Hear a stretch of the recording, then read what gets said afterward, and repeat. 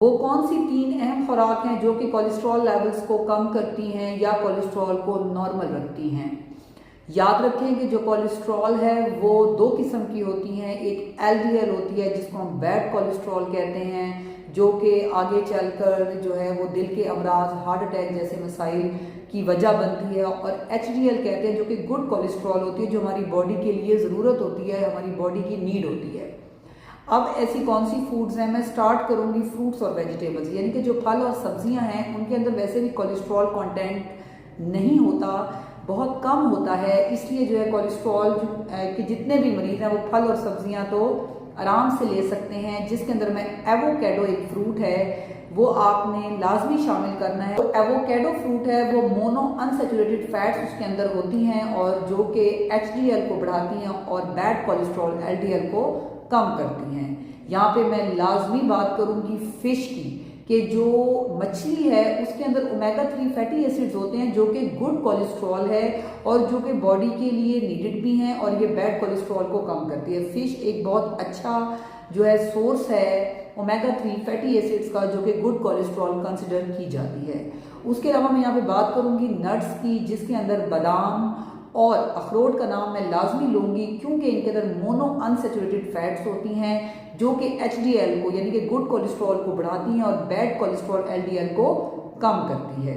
यहाँ पे मैं बात करूंगी लाजमी गार्लिक की, लहसुन की। इसके अंदर एलिसिन एक कंपाउंड होता है जो कि एचडीएल को बढ़ाता है और एलडीएल को कम करता है। यहाँ पे मैं लाजमी जिक्र करूंगी ऑलिव ऑयल का, जैतून के तेल का। उसके अंदर भी मोनो अनसेचुरेटेड फैट्स होती हैं जो कि एचडीएल को बढ़ाती हैं और एलडीएल को कम करती है। यहाँ पर मैं फिश ऑयल की बात करूंगी, जैसे कि मैंने फिश की बात की, इस तरह जो मछली का तेल है वो भी अगर इस्तेमाल किया जाए तो उसके अंदर भी मोनो अनसेचुरेटेड फैट्स होती हैं जो कि गुड जो है फैट कंसिडर की जाती है। यहाँ पर मैं बात करूंगी ओट मील की, जिसको हम जई का दलिया भी कहते हैं, वो बहुत अच्छा है जो कि एचडीएल को बढ़ाता है, एलडीएल को कम करता है। यहाँ पर मैं बात करूंगी बारले का, यानी कि जो बारले का आटा है, जौ का, जई का, ये आटा जो है ये भी बहुत एक होल ग्रेन है जो कि फाइबर डाइट है, कॉन्स्टिपेशन भी नहीं होने देता और साथ में जो है वो गुड फैट को बॉडी में इंक्रीज रखता है।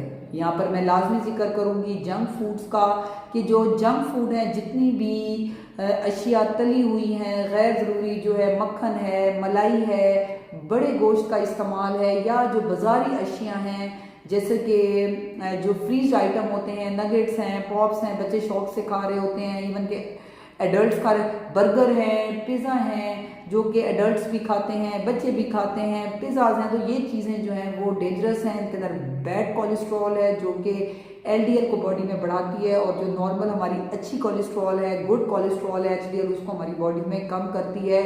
फिर ऑटोमेटिकली आने वाले टाइम में ये ब्लड प्रेशर के अमराज और दिल के अमराज, हार्ट अटैक जैसे मसाइल के जो है मसाइल से लोगों को जो है वो दुचार होना पड़ता है। इसलिए आप कोशिश करें कि आप एक गुड डाइट लें जिसमें पानी का इस्तेमाल ज़्यादा हो, वॉक हो, एक्सरसाइज हो, उसके अलावा फ्रूट्स वेजिटेबल्स हों जिसमें एवोकेडो है, नट्स में बादाम और अखरोट का इस्तेमाल करें, ऑलिव ऑयल यूज़ करें, फिश ऑयल यूज़ करें, उसके अलावा ओट मील लें, बारले लें, उसके साथ साथ ओट होल ग्रेन इस्तेमाल करें। अगर ये तमाम अशिया आप लेंगे, फिश का इस्तेमाल करेंगे तो ऑटोमेटिकली आपकी एक हेल्दी लाइफस्टाइल होगा, ये एक आपकी हेल्दी डाइट होगी।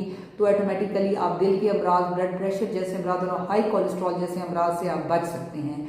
अगर आपके माइंड में कोई भी सवाल है तो कमेंट सेक्शन में लिख सकते हैं। Stay safe, stay healthy. Thank you so much. अल्लाह हाफिज़।